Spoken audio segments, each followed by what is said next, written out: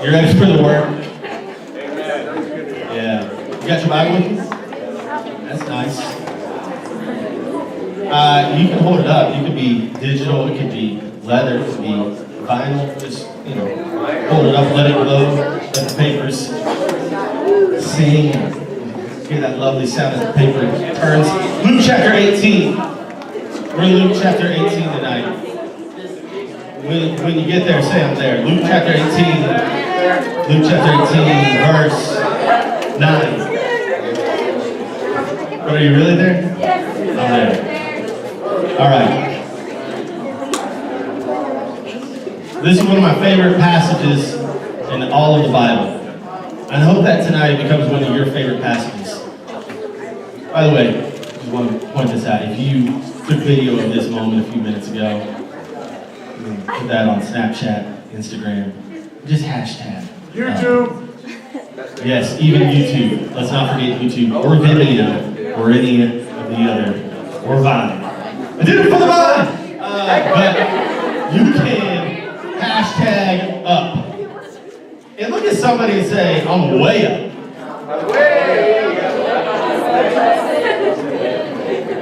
Way up. If you walked in down tonight, I'm sorry, but by the time you walk out, I pray that you walk out with your head lifted up, you're encouraged, and you see a new way of living life tonight.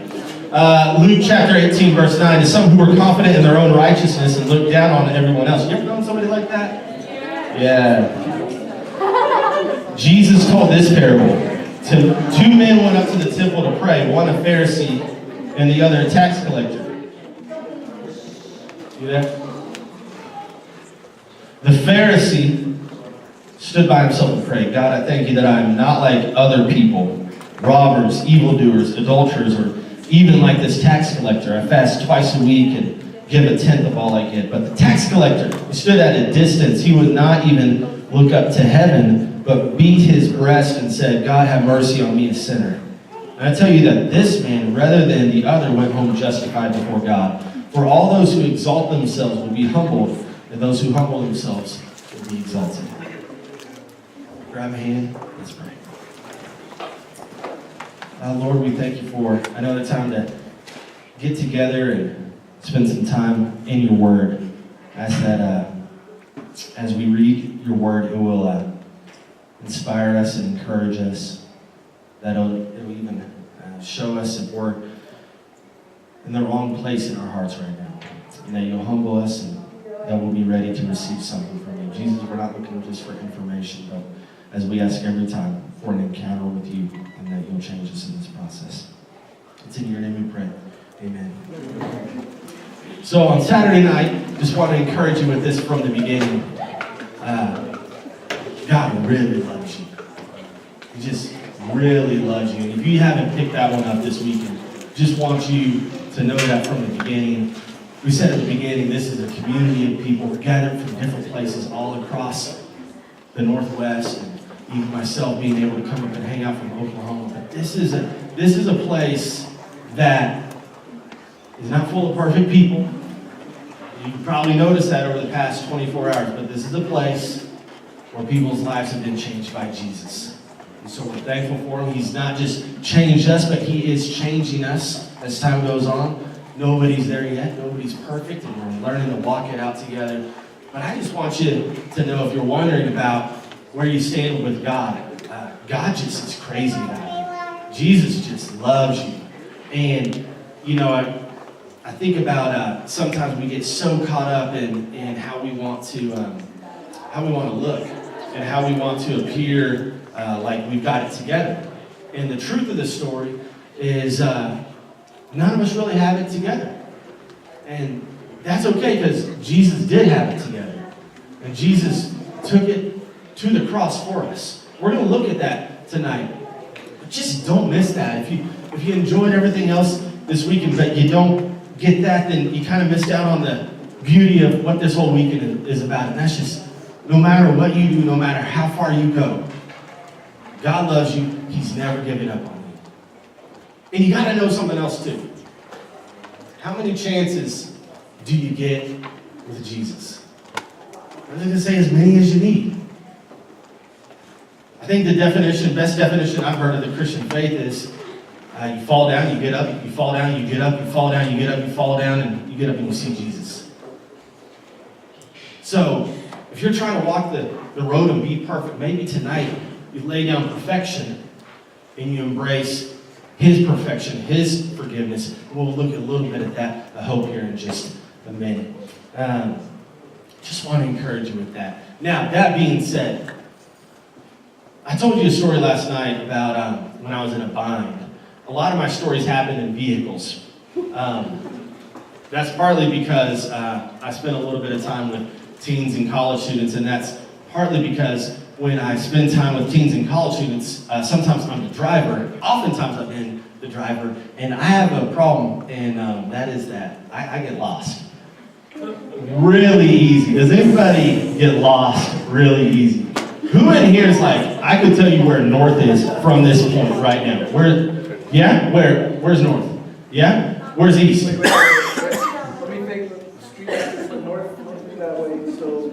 East is here. East, west, north. What do you say? East is this way. Due north.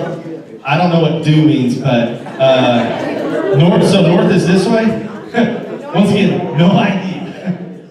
Matter of fact, I have this unique ability. Sometimes I still get lost in Tulsa. I've lived there for 7 years. It's a big city, but it's not that big. Sometimes I'll have a GPS going, and I'll still get lost. I'm not joking with you on this, and it's very embarrassing.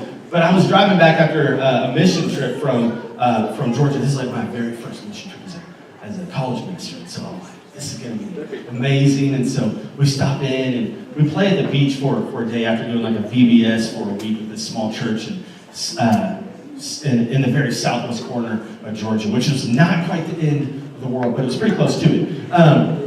It was like the city feels like a swamp.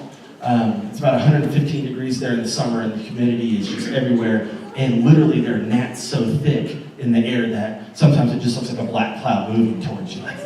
So you kind of do this everywhere, just because they're just landing on you. So I learned that being in Georgia one summer. I mean, that's how people talk. Just it's pretty weird because I wasn't used to that at all. And then I came back after that, and I was kind of used to doing that. And there weren't gnats where I was, and I was like, people were like, "What are you doing? Get a tick?" Anyway, so no, I'm cool. So we're driving back from Pensacola, and we had a great time in Pensacola. But as we're driving back, the plan was for us to go northwest, but the problem was I was driving and everybody else was asleep. And so rather than going northwest, I missed a turn, and we don't just go north, we go northeast. And when I realize how far off course we are, is at the point where we're not 60 minutes, we're not 3 hours, we're 6 hours from where we're supposed to be staying the night. And at this point, it's 7 p.m.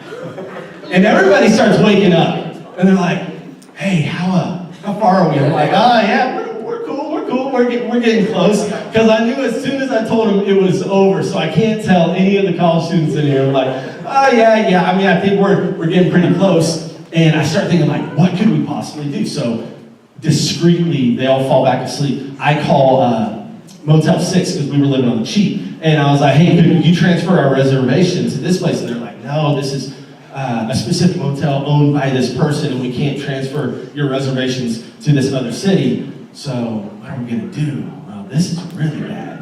We don't have a place to stay." So I start calling the church office back in Tulsa. Nobody's there because it's a Friday and it's after work hours. I call everybody's cell phone on the staff as well. One guy answers, our Hispanic minister, Francisco Davila, and he had a connection for us. Now, we're trying to stay in Jackson, Mississippi. That's where we're going to stay on this night. We are staying this night, though, actually in Prattville, Alabama. I don't know if you know geography, but that's a state in the wrong way. We are going the complete wrong way. When they wake up and they realize that we are way off course, man, everybody was hacked at me.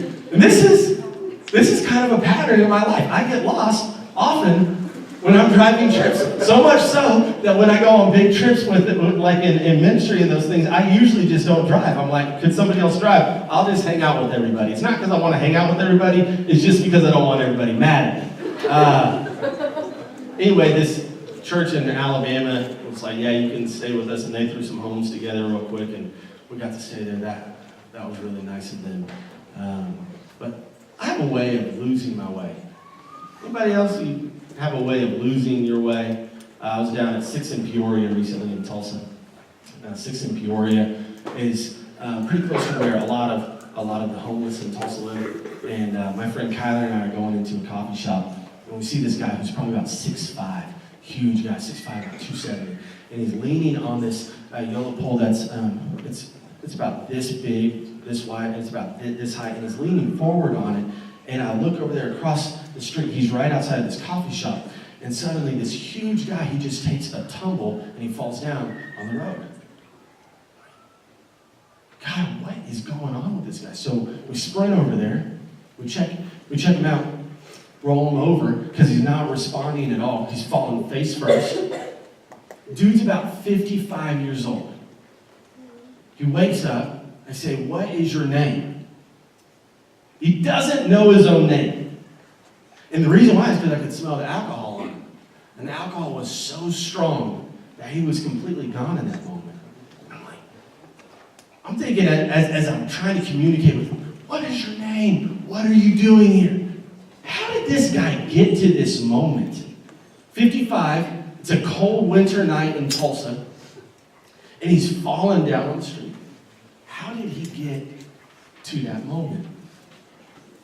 He ended up looking at me and he said, after he said, what is your name? He kind of had a Caribbean accent. I was like, my name's David. And he looks at me, he's like, oh, David. My name is David. I was like, your name isn't David. You don't remember your name, so you're calling yourself David. I'm not kidding. He was so drunk, he couldn't remember his name. So we got him to a safe place. We called the cops so that they could come and take him to like a safe shelter or even take him to a safe place for the evening. And Kyler and I sit down in this coffee shop as that scene's going on the outside. And all these young hipsters are sitting in this coffee shop, looking out the window, no idea what's going on across the street with all these flashing lights. We know what's happening with this guy. People are thinking, what's going on over there? We know what's going on. But the question behind it is, how did that guy ever get there? What happened in his life? And I don't know what happened exactly, but at some point, the dude lost his way. Like I said at the beginning, I don't think that anybody's outside of the grace of God.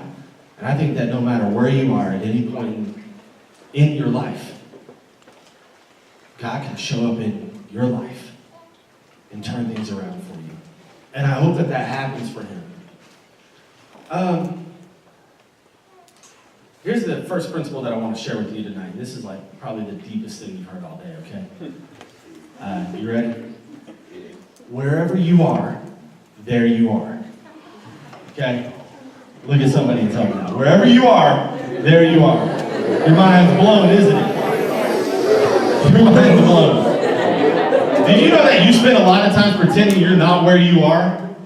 Thinking about where, like, the places you wish you were? Like when you're hanging out by yourself and then you see all your friends on Instagram who are hanging out together, or the people who aren't your friends, but you wish that they were your friends, and you're like, man, I wonder what they're doing, why didn't they text me, or, you know, did I get the pity text? Like, I mean, it's a little bit late in the game, and, you know, like,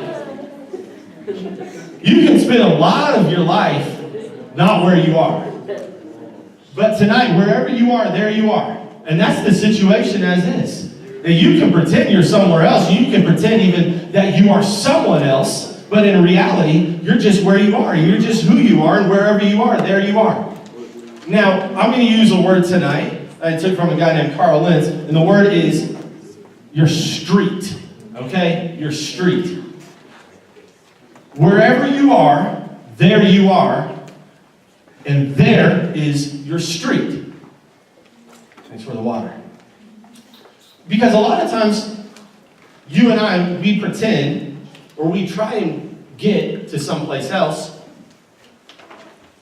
and we miss out on the opportunity right there in front of us. How much time do we spend? How much time do you spend? We were just being honest in comparison. How much time do we spend talking about people who are living a different life than us? How much time do we spend maybe putting shade on somebody else because that makes us look a little bit better? How much time do we spend sometimes going, hey, you know what? I'm not the best person in the world, but let me tell you something. I don't know this person right over here. So I may not be the best Christian, but at least I got it going on a little bit more than the dude that sits in Peoria who's drunk out of his mind. At least that's not my life. We can get in this nasty comparison game. And what happens when you get in the nasty comparison game, or just the checked out existence where you're not living, where you're not occupying your present place, your street, is what happens is you usually end up on the wrong road. This is where people hang out for a long time. They end up on Holier Than Thou Highway. They end up on the big loop of lust. People end up on the self-righteous road. I mean, you can spend all your time on a different street than where you actually are. I wonder just tonight, I wonder how many people are cruising on Apathy Avenue. Just cruising along, like don't really care about a whole lot of anything, just kind of coasting as you go. And the Son of God gives his life for us. And we say, man, that's cool. Pass the nachos. We got places to be and things to do. Let's move on, because that's a nice part of my life. But we miss the fact that God took us from the street we were on and rescued us from all of it. And so tonight's specific talk is called A Street Called Mercy, or alternate title, Look Up. A Street Called Mercy, or Look Up. I'm just saying, everybody in here, we've all lost our way. Every one of us. We've all lost our way. In Luke chapter 18, it spells it out in such a powerful way. Let me read this again. To some who were confident of their own righteousness and looked down on everyone else. Can you smell the pride in there? You ever just kind of almost sniffed arrogance off of somebody? Doesn't that just kind of wash all over you? You're like, oh man, I don't want to be around that. That's fake. That's not real. Or maybe that's actually real. And if that's real arrogance, I definitely don't want to be around. I don't want to build my life around that. There's this group of people, the Pharisees, who are so self-righteous and then look down on everyone else. And Jesus told this parable to them. Two men went up to the temple to pray, one a Pharisee and the other a tax collector. The Pharisee stood by himself and prayed. This is what he says. Think about all the things you could pray. This is what he prays. God, I thank you that I am not like other people. I thank you that I am not like,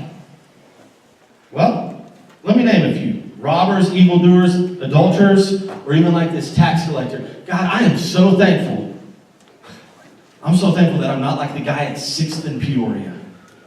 I'm so thankful that I'm not like that family. I'm so thankful that I don't have those problems. I'm so thankful that I'm not that bad. But the tax collector stood at a distance. He would not even look up to heaven, but beat his breast and said, God, have mercy on me, a sinner. Can you hear that? Can you hear the heartbroken sound? I mean, a man just not even looking up to heaven. We won't even look up. I want to point something out in this story. It says, at the beginning of it, 2 men went up to the temple to pray. 2 men went up to the temple to pray. When you think about a temple, what do you think about? Tell the person sitting on your left or right. You choose. What do you? The first word to come to mind when you hear temple, what do you think of? I think religion. I think good behavior. I think do good. What do you not do at a temple?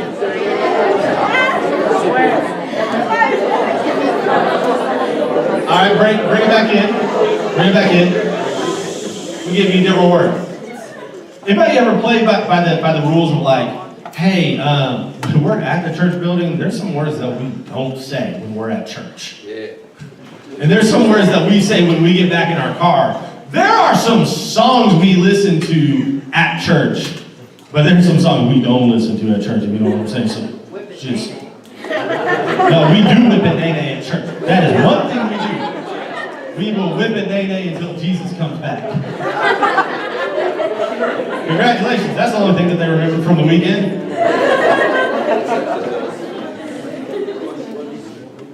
I saw the camera staring at me during that. I don't know who's watching. That's me. Look. 2 men go up, maybe in our context, two men go up towards the church building and pray. Let's just leave it at temple. 2 men went up to the church building and prayed, and one went home justified. One went home justified. And, you think about it, and they both went up on the same street. It's actually the same street that they're on. One went home justified, the other went home self-righteous. One went home right with God, and the other went home, and he wasn't right with God. He was right with himself in his own mind, but he wasn't right with God. And I wonder sometimes, if we just totally missed it.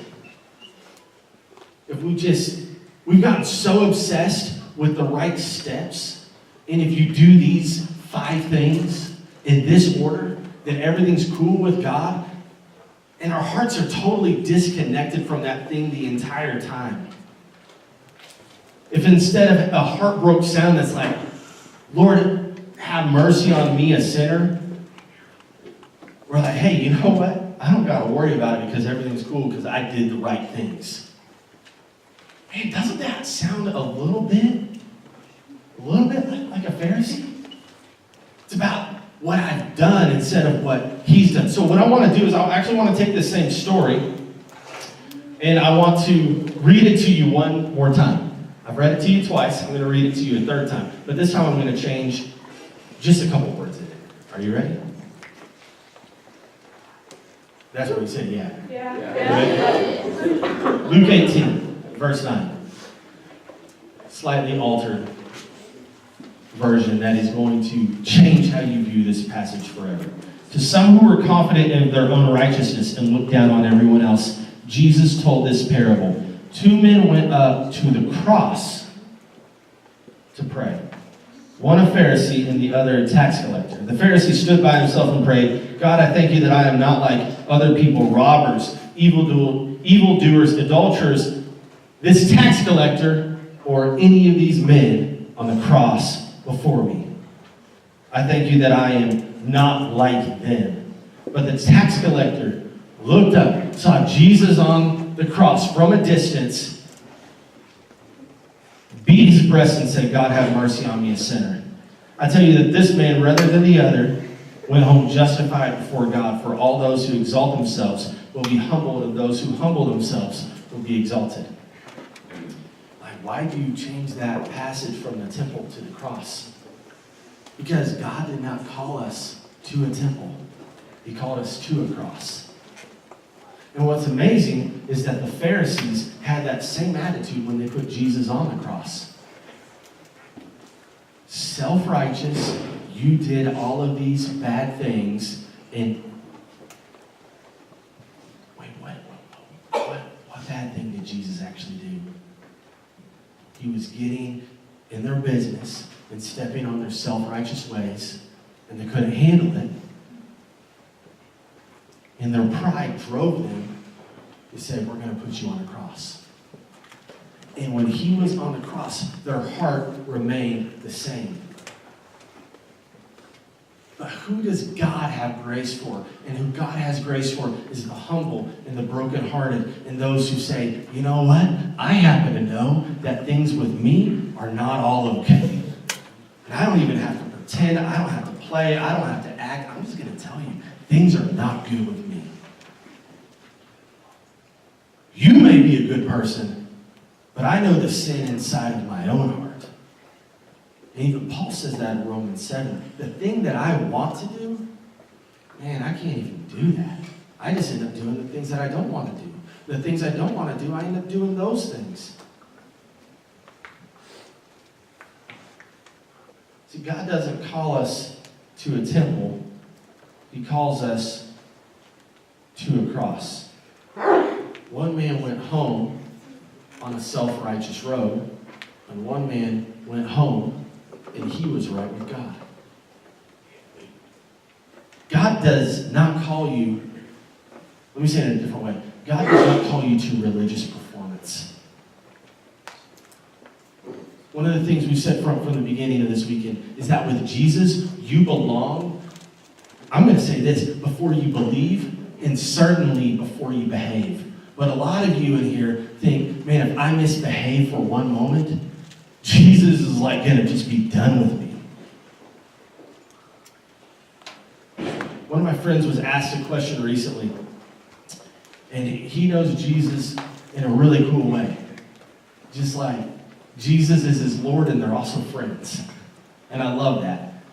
And this guy was like, okay, but what about these people? And he was talking about kind of a socially charged issue. I'm not going to get into it. But what about these people? They have this struggle. And, what about people who are living this lifestyle? Like, do we just accept everybody? My friend Kent turned it around and he said, well, I guess the question is, who did Jesus not allow to be at his table? Who did Jesus exclude from his company? Because if you look at his company again and again, he's a friend of sinners. He's not running to the self-righteous. The self-righteous run at him. And he says, hey, there's grace and there's mercy for everyone who has a heart to receive it.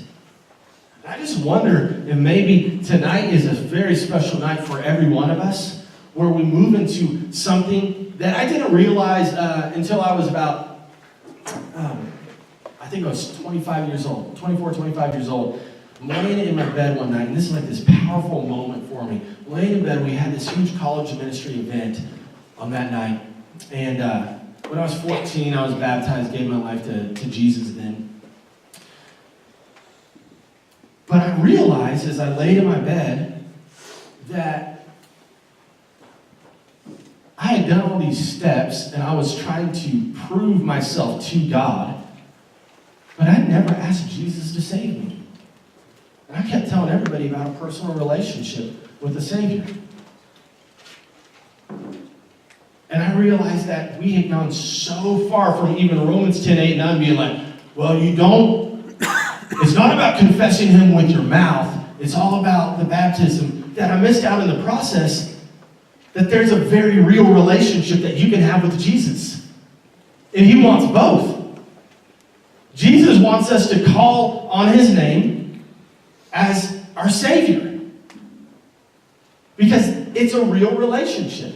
And Jesus wants us to be baptized in his name. But he doesn't just want us to do steps and walk through life and have hearts that are far from him, that haven't been turned over to him, and say, God, you can have everything about me, and I'm asking you and I'm trusting you to save me. See, there was one man who stood at a distance and wouldn't look up. And he was on that night, he was on a street called Mercy. And there was another man. And he walked in on the same street. But in his heart, he was still on the self-righteous road. And one went home right with God. And one went home right with himself. But things weren't good with God. God doesn't call you to religious behavior. He calls you to a life of love. He calls you to something authentic. He calls you to something real. He calls you to a cross. He calls you to something where Jesus says, you know what, I'm going to open my arms wide. And when you think of me, there's a resurrection that comes on the other side of this. But the symbol that will be there for everyone forever will be this cross. And people will know me by this cross. And Jesus even says in the book of John, and I, when I am lifted up, I will draw all people to myself. I wonder, is that somebody here tonight? Where you just haven't let yourself be on the street called mercy because you've been trying to do the Jesus thing on your own? You've been trying to get yourself clean and then come to God? You know, one of the things I love about baptism is that baptism washes away our sins. It says that, right? And it's so interesting how we try to clean ourselves up and then go and get washed. Why don't we just let Jesus do the thing for us that he promised he would do? And we start trusting in him. We start thanking him. We start saying, man, God, have mercy on me, a sinner. I know I don't deserve this. And if you didn't step in for me, I know I wouldn't be going anyplace good. But because of this, my life's going to be different forever. Your street is wherever you are. And let's get really practical about it now. If you live on a street called mercy, then you're going to invite other people to a street called mercy. And if you live on a self-righteous road, you don't want to invite anybody there because deep inside you know that you're not that good. I know that I'm not that good. So I don't want to invite people into a self-righteous life where we try and make it all about how good we are and how much we can do. I say, man, at the end of the day, I think it's about what he's done. So I just was thinking tonight, since God doesn't call us to a temple, he calls us to a cross. What if we spend some time in worship? So Caleb, come on up. But before we actually go there, I want to take a moment and have us pray something that we actually see in the Bible that Jesus says is a really good prayer. And the prayer is very simple. You ready? Prayer goes like this. God, have mercy on me, a sinner. Everybody just bow your head real quick. You walked in here tonight. God has mercy on those who have a broken heart who call out to him. And so, just here in this place tonight, something as simple as that. You say, you know what? Maybe I am a Christian already, but I know that I need mercy. Or maybe you say, I'm far from God. You say, tonight, something's moving in my heart, and I'm making a statement, and I'm reaching out, and I'm saying, God, have mercy on me, a sinner. This could be the most amazing night of your life to reach out to God in a very personal way and to trust him with your life and say, I'm going to live on a street called mercy. I'm going to look up to the cross. That's where my life is going to be. I'm going to live from there. I'm going to worship from there. I'm going to see a cross. I'm going to look up and see him. I'm going to look up and see his love. I'm going to look up and see he is for me. I'm going to look up and see he is with me. I'm going to look up and know that God is never going to let me go. And that when Jesus went to that cross, it was forever. And when he said it is finished, it's because the work was finished. And so I look up and I say, yes, I trust you. I give this to you. And I'm just opening up my heart and saying, God, have mercy on me, a sinner. So if that's you in here tonight and you're just saying, hey, you know what? I just want to cry out to God. This is a very simple prayer. And so in your time as you want to, just God, have mercy on me, a sinner. God, have mercy on me, a sinner. And you can pray that as many times as you need to tonight. I pray that many days. Just God, have mercy on me, a sinner. And it keeps me where I need to be with God. It keeps my heart where it needs to be, close to him, knowing he's good. And because of him, I have something good. And greater is he living in me than he that is in the world. So if you just want to take a minute and in your own heart just offer that up to God, you can lift up your voice and say it to him. But we're going to go into some time of worship here. Tonight, let's live on a street called mercy. And let's walk out of here on a street called mercy. Let's keep our eyes looking up to the cross. not to a temple, because it's not about your own righteousness. It's about what he's done for you. God calls you to a cross, and to live from that place and to live for him is going to be a beautiful thing. So God, have mercy on us. We are sinners. God, have mercy on me, a sinner. Man, we don't deserve it. We thank you for it. God, have mercy on me, a sinner. And as we worship, I just want to encourage you to pray that, to lift that up. If that's in your heart tonight, God, have mercy on me, a sinner. And lift it up and know that he is for you, he is with you, he loves you. He's never giving up on you. He's here to save you.